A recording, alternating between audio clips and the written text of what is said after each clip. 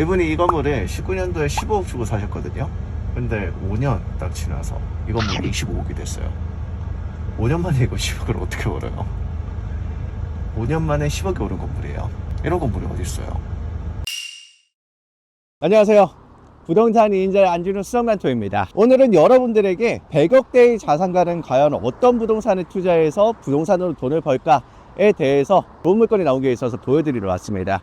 이 물건도 이제 수강생분 중에 어느 정도의 부를 이룬 이제 100억대 자산가 분이 매입을 하실 물건이에요. 이 경매 물건인데, 여기 주변을 한번 전체적으로 보시면은 도시가 어느 정도 형성이 되어 있고 또 인프라가 갖춰져 있는 모습을 좀 볼 수 있습니다. 그리고 비교적 이 건물이 신축인 건물이에요. 하지만 이 건물을 보러 온 게 아니라 우리는 바로 옆에 있는 건물을 보러 왔습니다. 저쪽으로 가면은 보이는 저기 약간 낡은 건물 보이시죠? 저 건물을 보러 왔어요. 그러면은 보통 이렇게 시청자분들이 생각을 하시기로 이런 낮은 건물이 도대체 왜 부동산 투자를, 어떻게 보면 자산을 부동산으로 이루신 분들이 계속 이런 건물에 투자를 하시냐. 왜냐하면은 저 건물은 곧 이렇게 바뀔 수 있는 물건이기 때문에 그래요. 용적률을 최대한으로 올릴 수 있는 건물이지만 저 건물은 예전에는 여기 주변 일대가 발달하지 않았기 때문에 건물을 올리지 못하고 있다가 이제는 시간이 지나면서 인프라가 형성이 되고 낡은 건물에서 높은 건물로 수익을 더 많이 창출할 수 있는 건물이 된다는 겁니다. 쉽게 얘기해서 땅이 좋다는 거예요. 부동산 2인자. 여기에서 짤막하게 부동산의 기초 상식을 하나 말씀드리면은, 용도지역은 크게 4가지로 구성이 됩니다. 상업지역, 주거지역, 공업지역, 그 다음 녹지지역으로 구성되는데, 여기는 이제 주거지역 내에 있는 지역이에요. 주거지역. 그 중에서도 가장 좋은 지역은 준주거지역입니다. 준주거지역에 100평짜리 땅이 나온 겁니다. 정확하게는 130평이죠. 앞에 도로 부분 빼고 나서 전용 부분만 100평 정도 나왔어요. 일반적인 주거지역이면은 뭐 이 정도 올리는 게 한계일 겁니다. 하지만 준주거지역이기 때문에 이처럼 높은 건물을 올릴 수가 있어요. 그래서 여기 건물을 한번 보여드린 겁니다. 이 건물의 미래는 앞으로 이 건물이 될 수 있다. 물론 땅이 좀 작긴 하죠. 100평 정도면 좀 작긴 한데 그래도 이거 절반 정도는 올릴 수 있을 겁니다. 부동산 2인자. 저거 가격이 경매로서 지금 22억에 처음에 경매가 진행됐다가 지금은 15억에 경매가 진행되는 물건입니다. 남양주시 금곡동 인근으로 해서 바로 옆쪽으로 보면은 신도시가 들어서고 있고, 조금만 더 가면 또 가산 신도시예요. 곧 여기까지 개발이 될 미래 가치도 충분하고 바로 앞에 역도 있습니다. 그렇기 때문에 이 물건의 미래 가치는 여기서 뭐 사업을 하신다고 하시니까 어느 정도만 보유하신다면 충분히 시세를 많이 차익을 남길 수 있는 물건이에요. 부동산 2인자 명확하게 말씀드릴 수 있습니다. 원래 이 물건 25억 주고 살려고 하셨어요. 처음에 이 물건을 일반 매매로 살려고 하셨다가 시세를 너무 과하게 부르셔가지고 매입을 못한 물건입니다. 근데 이게 경매로서 나오게 되고, 경매 지금 입찰 가격이 15억이니까 그래서 여러분들 이 물건의 시세가 지금 얼마냐라고 궁금하신 분들이 좀 많으세요. 자, 이제 이 물건을 한번 보면은 여기 바로 뒤에 건물이 하나가 똑같은 게 있습니다. 비슷한 게 있어요. 저 건물이 최근 24년 2월 달에 25억에 거래가 됐어요. 정확하게는 24억 6천만 원. 그러면 이 건물은, 이거는 지금 대로변에 위치하고 있는 건물이거든요. 이 물건의 시세가 더 높습니다.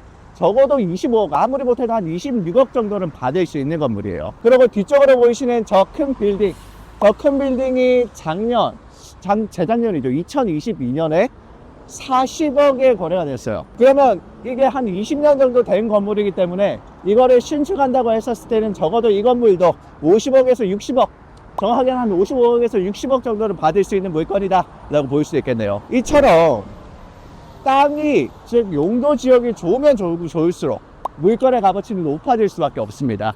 왜냐하면은 건축물을 높게 올려서 더 수익을 극대화할 수 있으니까요. 비록 지금은 좀 많이 낡았어요. 좀 많이 낡게 보입니다. 하지만은 이 물건의 본질의 가치를 보는, 전문적으로 부동산으로 자산을 일구신 100억대 이상의 자산가분들은 이런 건물에 투자를 하십니다. 자, 그러면 건물에 대한 소개는 이 정도까지만 하고 이제 내부 한번 들어가서 볼 건데, 여기 인근으로 장사가 좀 잘 되고 있어요. 새가 나쁘지 않게 맞춰지는 것 같습니다. 이 건물은 3층의 건물이에요. 지금은 2층하고 3층 같은 경우에는 영업을 하는지 안 하는지 모르겠어요. 건물 자체는 1988년도에 사용 승인이 됐는데 되게 깔끔하게 잘 되었습니다. 뭐 물론 군데군데 이렇게 금이 조금 가기도 하지만 누수가 없는 건물은 되게 좋은 건물입니다. 내가 사용하기에도 나쁘진 않다는 거예요. 말씀드린 게 무섭게 여기 누수가 조금 있네요. 이런 게 누수 부분이에요. 여러분들 물이 흐른 자국들이 조금 보이죠? 건물이 아무래도 오래되다 보니까 조금 누수가 있고 여기 철근도 조금 들어가 있는 것 같네요. 우리가 올라갈 수 있는 거는 이제 2층까지가 끝입니다. 수강생분이 이런 물건을 토대로 해서 적어도 내가 5억 이상 한 번에 남기겠다라고 들어가는 물건인데 이 물건 만약에 낙찰받으면은 그 다음으로 문제가 되는 게 저기 보이는 저 교회입니다. 3층에 있는 교회예요. 3층에 있는 교회뿐만이 아니라 여기 1층에서 장사를 잘하고 계시던 사장님들을 명도하는 것도 또한 문제입니다. 임차인들을 확인해 보니까 대략적으로 한 8명 정도가 여기 사업자 등록을 하시고 사업을 하고 계시더라고요. 8명을 명도해야 되는 물건에 내가 이거 딱 팔면 한 5억 정도 남는다, 한 20억 정도에 들어간다고 하면 당장 팔았을 때 5억에서 6억 정도 남는다 하면은 그래도 뭐 8명 명도 못 하겠어요? 명도가 어려울 수도 있습니다. 그럴 때는 편안하게 저희 부동산 2인자에 오셔서 상담을 받으시면 됩니다. 저희 부동산 2인자는 이런 물건들 굉장히 많이 가지고 있습니다. 그렇기 때문에 이렇게 부동산으로 자산을 일구시고 싶은 분들은 저희 부동산 2인자에 반드시 한번 상담을 해주셨으면 좋겠습니다. 이런 근사한 물건들이 굉장히 많습니다. 부동산 2인자. 바로 옆에 보이는 이 건물, 아까 전에 제가 40억이라고 말씀드렸죠. 이 건물이 곧 이렇게 될 겁니다. 신축으로 바뀌면서. 아니면 이 건물 자체를 가지고 있다가 나중에 지가 상승을 노려서 팔 수도 있습니다. 임대 수익을 얻으면서요. 아무리 오래된 건물이라도 이처럼 새가 잘 들어가 있는 물건이면은 충분히 월세 수익률로도 이자를 감당할 수 있기 때문에 버틸 수가 있어요. 버틴다는 것, 곧 올라간다는 겁니다. 이번에도 부동산이 다시 상승하고 있죠. 그래서 서울 집값 같은 경우에 2022년 시세랑 동일하게 올라갔다, 2021년, 2022년 최고점이랑 똑같이 올라갔다 라고 얘기를 많이 하시는데 제가 봤었을 때는 이제는 부동산이 또 한 번 더 상승 사이클을 타지 않았나 싶습니다. 그렇기 때문에 어느 정도 자산이 있으신 분들은 발빠르게 건물에 다시 투자를 하고 있으세요. 뭐 과도한 건물의 금액대를 얘기하는 게 아닙니다. 이렇게 20억대 혹은 30억대 물건에 이처럼 투자를 하고 계신다 라고 말씀을 드리고 싶습니다. 이게 입찰일이 오늘이 6월 29일이거든요 7월 3일이니까 한 5일 정도 남았습니다. 이후에 낙찰을 받고 다시 명도하는 과정을 부동산 2인자에서 생생히 담아보도록 하겠습니다. 제가 앞서 말씀드렸다시피 이 건물 원래 26억에 팔려고 하셨다라고 말씀드린 거 기억나시나요? 25억, 26억에 팔려고 하시다가 못 팔아서 이게 경매로 나온 겁니다. 기존에 채무가 생각보다 많으셨어요. 그러니까 그 이자를 감당을 못한 겁니다. 여러 곳에서 채무를 빌리셨기 때문에. 그래서 일반 매매로 팔려고 하다가 욕심을 너무 많이 내셨던 거죠. 내가 조금 내려놨으면 좋은데 욕심을 내려놓기가 힘들 수밖에 없어요. 적어도 이 대로물에 붙어있는 거 이거 26억은 받아야 될 거 아니에요. 그러니까 욕심을 내려놓지 못한 겁니다. 부동산 2인자. 보통 부동산으로 수백억 정도의 자산을 일구신 분들이 왜 이렇게 20억대, 좀 많게는 30억, 40억대까지 부동산을 보시냐 궁금하신 분들이 좀 있으세요. 그분들도 빌딩을 사실 때 혹은 이런 조그만한 규모의 빌딩들을 사실 때는 내 자산을 투자했었을 때 수익률이 더 높은 걸 원합니다. 자산의 가치가 더 많이 올라가는 것들을 원하세요. 빌딩 물론 좋습니다. 하지만 이런 건물들이 시간이 지나면 값어치가 더 많이 올라가요. 왜냐하면 이 건물은 새로 더 높게 올릴 수 있으니까 땅의 값어치가 되게 높잖아요. 찾다 보면 어쩔 수 없이 자산가분들도 경매로서 들어오시게 되더라고요. 저한테 오신 자산가분들은 대부분 다 그런 식으로 경매를 진행을 하셨습니다. 물론 이게 자산가분들이 다시 공부를 한다는 거는 쉽지 않아요. 그러니까 저 같은 전문가를 찾아서 경매 물건을 낙찰을 받으시고 이제 새로운 물건들을 계속해서 추천받고 난 다음에 자산을 형성을 하시더라고요. 서로가 윈윈 되는 관계에 있는 거죠. 부동산 2인자. 근데 그분들이 또 돈 다음으로 중요하게 생각하는 게 있습니다. 시간. 우리는 시간을 줄여줄 수 있으니까 저를 찾는 겁니다. 그러면 낙찰 이후 영상으로 다시 한 번 더 찾아뵙겠습니다. 낙찰이 될 것 같습니다. 최근에 다가구 서울에 있는 물건은 아쉽게 시행사한테 뺏겼지만 이번에는 반드시 제가 좀 낙찰을 받고 나서 법원으로 갔다가 다시 오겠습니다. 부동산 2인자. 자, 저번에 말씀드린 대로 제가 이 경매 물건 낙찰받을 것 같다고 말씀드렸죠. 낙찰받고 왔습니다. 차순위하고 무려 100만원 차이로 0.005%인가요? 0.05%인가요? 오차범위 0.05% 25억짜리를 차순이랑 100만원 차이로 낙찰을 받았는데 어쩐지 법원에서 2등의 표정이 별로 안 좋더라고요. 나는 왜 저렇게 표정이 안 좋나 했는데 한 1000만원 차이 날 줄 알았거든요. 100만원 딱 차이 나더라고요. 기일입찰표 열어보고 깜짝 놀랐습니다. 그러면 기분이 안 좋을 수밖에 없습니다. 이제 20억대 물건에서 100만원 차이라 쉽지 않죠. 해당 건물에는 임차인이 1층에 3분, 2층에 1분, 3층에 1분, 총 해서 5분이 지금 사업을 하시고 계세요. 2층에 있는 세입자분은 우선 보증금을 하나도 받아가지 못하십니다. 왜냐면 사업자 등록을 하지 않으셨거든요. 그러니까 대항 요건 자체가 없으시기 때문에 배당을 못 받아가지고, 나머지 3층에 있는 교회 같은 경우에는 그나마 좀 다행인 게 배당을 좀 많이 받아가십니다. 전액을 다 배당을 받아가실 것으로 예상이 좀 됩니다. 가장 마지막에 문제인데, 이제 1층에 영업을 잘하고 계신 저 상가들이 문제가 좀 됩니다. 식당들이 좀 문제가 됩니다. 식당들 같은 경우에는 점심시간에 보니까 장사가 정말 잘 되더라고요. 그런 경우에는 보통 권리금이라고 하는 금액이 발생을 합니다. 이 권리금 같은 경우에도 낙찰자가 주는 게 아니라, 원래라면 정상적인 매매라면은 새로운 세입자가 이제 들어가면서 저 세입자에게 주는 게 권리금이라는 거예요. 권리금도 경매를 통하면 받을 수가 없습니다. 정말 아쉽게도. 그러니까 여기 있는 모든 임차인들은 말소 기준 권리보다 후순위라서 다 나가셔야 되는 분이에요. 어떤 분들은 하나도 못 받을 수도 있고, 어떤 분들은 배당을 받고, 명도 난이도가 좀 있는 건물입니다. 내용이 길었죠? 어쨌든 가보겠습니다. 부동산 2인자. 우선은 지금 제가 명도를 어느 정도 끝냈는데, 역시나 가게에서 장사를 잘하고 계신 세입자분들이 있으셔가지고 명도에 대한 저항이 조금 있으시더라고요. 그래서 앞으로의 진행 사항에 대해서 말씀을 드렸고, 소유권 이전 이후에 다시 한번 더 방문을 하겠다라고 우선은 인지를 시켜드렸습니다. 세입자분들은 좀 길게는 내년 7월까지 있을 예정이었다 라고 하시는 분도 계시고, 나는 못 나가겠다라고 하시는 분도 몇 분 계셨습니다. 즉 사업자 등록 자체를 하지 않으셔서 대항력이 아예 없어서 배당을 하나도 못 받아가시는 임차인분도 계셨습니다. 그런 분들을 명도할 때는 원래는 개별적으로 찾아봐야 되는데, 한 명과 대화를 할 때 나머지 또 다른 세입자가 오셔가지고 2-3명이서 명도를 좀 진행을 했는데 난이도가 좀 있는 명도였습니다. 지금처럼 1대 다수가 되면은 그분들의 목소리가 크잖아요. 저는 한 명일 때. 생각해보니까 피해갈 수 없는 상황이네요. 그러니까 누가 낙찰자는 얘기하고 있다라고 하면 바로 오시고 바로 다들. 이게 정말 무섭더라고요. 오늘 다행히 이렇게 웃으면서 끝나서 다행이지, 오늘 명도가 생각보다 난이도가 좀 있었습니다. 이사를 하겠다라는 얘기까지 나왔나요? 다 끝났습니다. 이사를 언제 하겠다, 그리고 소유권 이전되면 한 번 더 얘기합시다, 여기까지 얘기가 된 상황입니다. 이사비 같은 경우에는 다시 한 번 더 협의를 해야 됩니다. 지금 이런 상황에서 이사비 얼마 들 테니까 나가세요, 이런 것보다는 제가 이러이러해서 소유권 이전이 완료됐습니다, 앞으로 언제까지 이사를 나가주셔야 되고, 그랬었을 때는 보통 강제집행 비용 선에서 이사비를 좀 드리는 게 관례입니다 라고 얘기를 하고 이사비에 대한 협상을 진행을 할 겁니다. 저 또한 강제집행하는 걸 원하지 않습니다. 제가 솔직히 제일 아쉬운 게 뭐냐면은 19년에 15억 주고 사셨어요. 근데 이거를 이제 2023년 작년에 저희한테 팔려고 할 때 25억에 팔려고 하다가 너무 이렇게 높게 계속 부르시니까 안 파신 거예요. 솔직히 5년 만에 10억 올라가는 건물이 어딨어요. 욕심을 조금만 내려놓으셨었어도 저희한테 매도를 했을 겁니다. 일반 매매로. 이 건물을 경매로 해서 이제 18억 7,300만 원을 한 겁니다. 차순위하고 100만 원 차이 납니다. 퍼센티지로 따지니까 0.005%인가 아마 그럴 거예요. 차순위가 18억 7,200만 원이고 저희가 18억 7,340만 원을 낙찰받았습니다. 임차인분들이 네. 이제 못 받고 나가시는 분들이 많잖아요. 많아요. 근데 이거 인지를 시킨 거예요. 인지를 다 시켜드린 겁니다.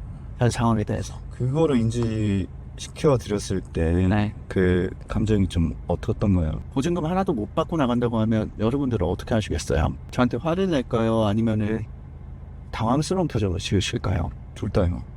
둘 다입니다. 이 친구는 정말 당혹감스러워 하시면서 나가라라고 하시더라고요. 낙찰 소유권 이전된 거 가지고 오시라고. 그전에는 나는 아무리 얘기할 수 없습니다.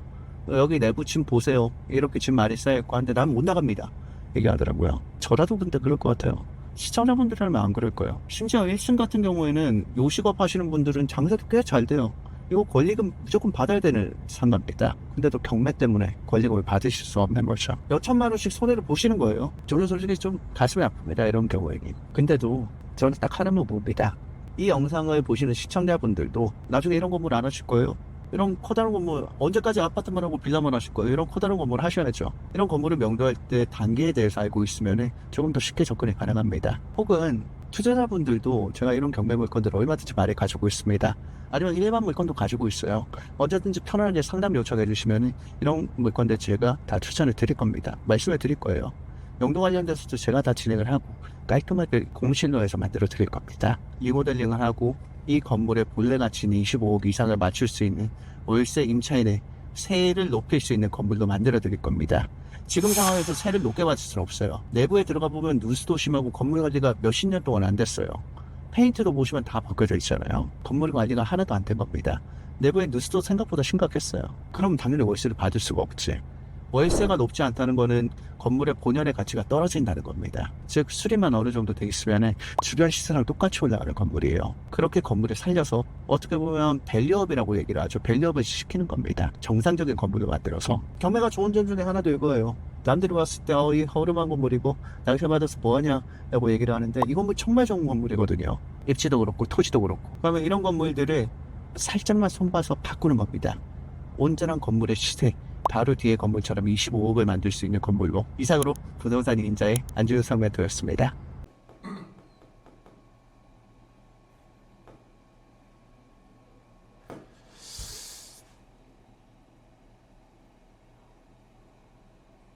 명도 어느 정도 하고 잔금 준비하고 있는데 이 항고장 들어온 거 뭔가요?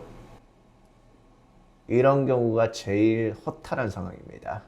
왜냐하면 소유자가 항고장을 접수하면서 이거 경매 취하 좀 하겠습니다 라고 제출을 한 상황이거든요. 저게 좀 기분 나쁜 상황이에요. 그래서 뭐 시간 끄는 거 아니면은 뭐 대부업체의 고금리로 돈을 빌려서, 그게 아니면은 가장 솔직히 현실성 있는 게 가족한테 도움을 받는 건데 이게 두 개 중에 어쨌든가 하나거든요. 역시나 이게 등기부를 열어보니까 비슷한 이름과 연령대의 매수자가 등기부상에 기록이 돼 있어요. 이 전 소유자의 언니분이 이 물건을 사셨더라고요. 보시면은 전 소유자도 전씨고 여기도 전씨가 보이죠. 언니분께서 이 물건 자체를 사신 것 같아요. 얼마에 사셨냐? 전 소유자의 언니분이 17억에 사신 것 같아요. 세금 압류도 걸려있고 해서 차라리 이걸 경매로 넘겨서 빠르게 정리를 하는 게 좀 나았을 텐데, 매수하시는 분은 임차보증금까지 추가적으로 더 인수하게 되시는 겁니다. 송파에 아파트에 산다. 현실적으로 좀 돈이 있으신 분들이겠죠. 50년생과 60년생이 부부분과 그 자녀분이신 것 같아요. 3분의 1씩. 그리고 이분들이 사는 이 아파트도 이게 10억대가 넘어가는 아파트입니다. 건물 자체도 17억짜리 건물을 살 때 대출을 얼마를 받았냐? 대출을 채권 최고액이 8억 4천이니까 원금은 7억밖에 안 되는 겁니다.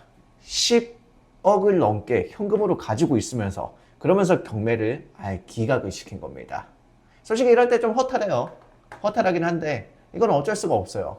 내가 아무리 좋은 가격에 입찰을 하고 좋은 가격에 낙찰을 받고 차이가 딱 100만 원밖에 안 되는데도 불구하고 소유자가 본인의 권리를 행사해서 경매를 기각을 시킨다? 씁쓸하죠. 씁쓸한 건 어쩔 수 없습니다. 근데도 좋은 물건인 것 같아요. 좋은 물건이니까 이렇게 소유자가 들어와서 경매를 종결을 시키지, 취소를 시키지. 근데 경매 이대로 진행하는 게 이제 소유자 입장에서 덜 손해보는 거 아닌가요? 소유자 입장에서는 덜 손해보죠. 근데 이 물건의 미래 가치를 보고 이거는 내가 어떻게든 지켜야겠다 라고 생각을 해서 형제한테 얘기를 해서 형제가 건물을 매수하게 한 것 같아요. 물건 자체가 워낙 좋았으니까. 우리 현장에 나가서 보시면 알겠지만 건물의 높이가 주변 건물들이 꽤 높죠. 근데 그 건물만 낮았습니다. 그 말은 뭐냐? 그 낮은 건물이 차후에는 그 높은 건물들과 똑같이 올라갈 수 있다는 걸 얘기합니다. 그래서 결론은 아깝다. 너무 아깝다. 첫 번째 요약, 100만 원 차이로 낙찰을 받고, 두 번째, 아쉽게 소유자가 경매를 기각시켰다. 세 번째, 이런 좋은 물건들은 우리가 반드시 입찰을 해야 된다. 그러기 위해서는 부동산 2인자 구독과 좋아요, 알림 설정을 하셔야지 이런 물건들 안내를 받으실 수 있겠죠. 이런 물건들 저희가 자체적으로 가지고 있는 것도 많습니다. 언제든지 부동산 2인자에 방문을 하시면 좋은 물건들 안내 가능합니다. 저번에는 건설사한테 낙찰 뺏겼고, 그쵸, 저번에 건설사고. 다음번에는 이제 30억 이상 물건 낙찰 보여주실 거죠? 그럼요. 다음번에는 더 좋은 물건으로 가지고 올 건데 정말 아깝습니다. 저번 것도 아깝고 이번 것도 아깝고 낙찰 받아가지고 난 솔직히 끝난 줄 알았어. 이거 경매 종결 못 시킨다. 세금도 밀리는데 이걸 어떻게 종결시키냐. 돈이 있으신 분들은 어떻게든 경매를 기각을 시켜버리네요. 개인적으로 너무 아까운 물건입니다. 오늘은 여기까지 하겠습니다.